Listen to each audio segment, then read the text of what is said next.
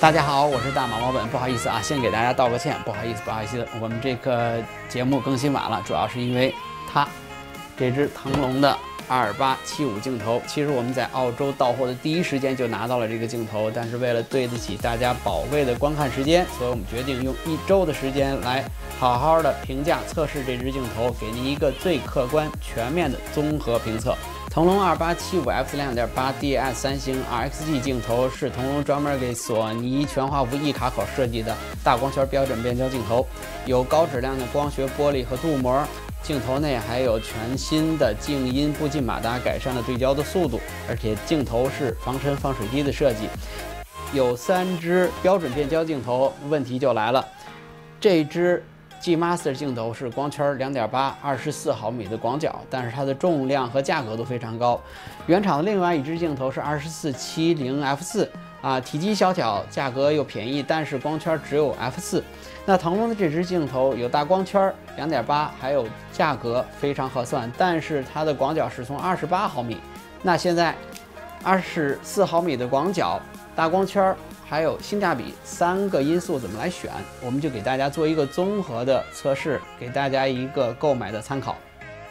腾龙这支镜头是2875，而索尼的原厂标准镜头变焦是24毫米到70，其他厂商的标准变焦镜头也是24到70。那困惑很多人的问题就是28毫米这支广角到底够不够用？那我们就客观的给大家做一个直观的对比。24毫米镜头由于具备更宽的拍摄视角，所以在旅行中狭小空间内操作，或者拍摄风光、建筑这种更需要宽度视角的场景的时候就比较有帮助了。另外24毫米具备更宽的视角，所以你在拍摄人物和环境的时候，不需要特别精确的构图就可以保证拍摄主体和环境。比如你要是喜欢 vlogging 自拍的话，相机24毫米广角手持稳定器就可以拍到本身和后面的场景。那如果你使用28毫米的镜头，整个画面就会相对比较局促了。另外一个，在镜头语言方面，24毫米你把相机放在稳定器进行人物跟拍的时候，24毫米给你更好的一个速度感。28毫米广角是非常经典的广角镜头，它非常接近人的视觉的宽度。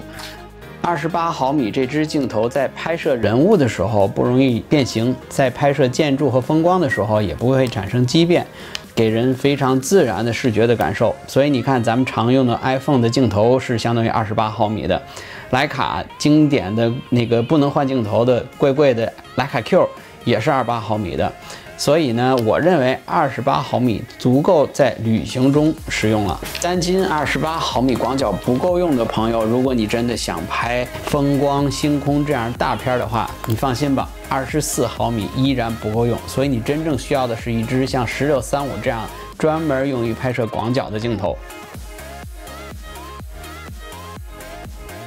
腾龙这支镜头给我最大的惊喜就是微距功能，妥妥的大彩蛋，太好玩了。这支镜头的广角端最近拍摄距离只有6厘米，如果你放在75毫米长焦端的话，大概是20厘米，这个距离要比原厂索尼的镜头整整短了1倍。如果你让我在24毫米广角和微距之间选一个的话，我会毫不犹豫选这个微距功能，因为24毫米的广角和28毫米的广角其中的差距也就是你相机拍摄机尾往后退一步。但是如果你要是打开了微距属性，那就是让你在旅行摄影中增加了一个题材，比如像拍食物、花卉、手工艺品，这样你在旅行摄影的画面会变得更丰富。刚才我们做了一些大家普遍关注的问题，比如说是否选择大光圈，是否要纠结24毫米到28毫米这个广角的问题。那我们现在在做一系列专业用户会关注到的测试，比如像星芒的表现，比如像它的对于逆光炫光的表现。大家看一下这几台机器的结果。腾龙这支2875在星芒方面是唯一让我觉得有点遗憾的地方，星芒边缘发散，不过还不算特别严重。相比之下，2470ZA 就要好一些，边缘比较锐利。价格贵1倍的 G Master 则体现了它的价值，星芒非常的漂亮，不输给定焦。当然了，要获得最好的星芒效果，还是推荐使用定焦镜头。现在的镀膜技术已经非常的成熟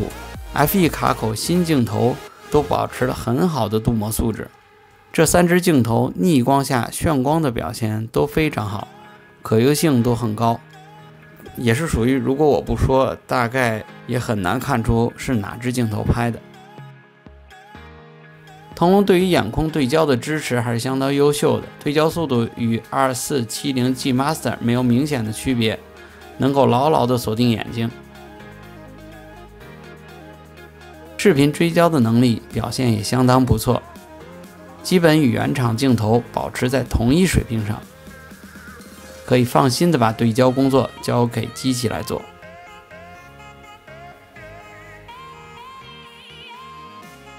说了这么多的总结，最后忘了说画质了。我们测试的平台是 Alpha 7R Mark III 4200万像素，然后拍摄 RAW 格式。作为一支旅行摄影的镜头，最常面对的场景就是在餐厅吃饭。那我们用这支镜头拍摄一下在餐厅这个环境里边它的表现。好的，漂亮。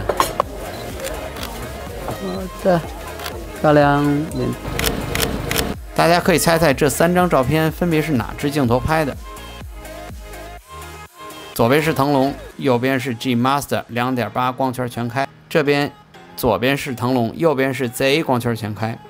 我们先来看一组这3支镜头的最高画质表现。腾龙在 F11时，无论中央和边缘都可以达到最高分辨率，它与 Sony G Master 镜头的锐度不相上下。都可以发挥出 A7R3 4200万像素的水平。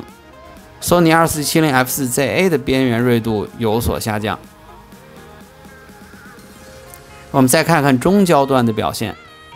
这3支镜头如果不查 EXIF 信息的话，很难区分是谁拍的。所以，既然4200万像素的 A7R3 可以获得这样的优质结果，那么2400万像素的 A7III 也肯定不在话下。由于机内内置5轴防抖，所有镜头有无防抖的影响并不是特别大。手持70毫米端拍摄都可以获得很不错的稳定效果。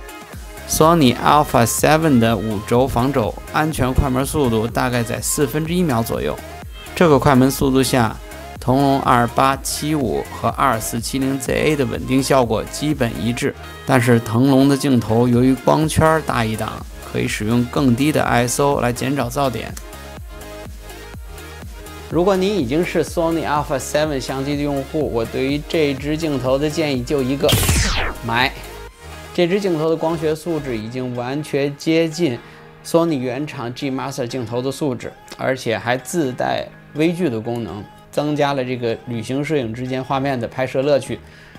这支镜头，如果您一直想薪水持币代购 G Master 2.8这支镜头的话，我觉得可以放心购买腾龙的镜头，剩下的钱可以用来买一支1635 f4 的广角镜头，或者买一张出国旅游的机票。这是我给您最中肯的一个建议。好了，谢谢收看本期的采风摄影杂志，我是大毛毛本。如果您喜欢我们节目的话，请继续订阅和转发，这是我们最大的支持。咱们下期再见。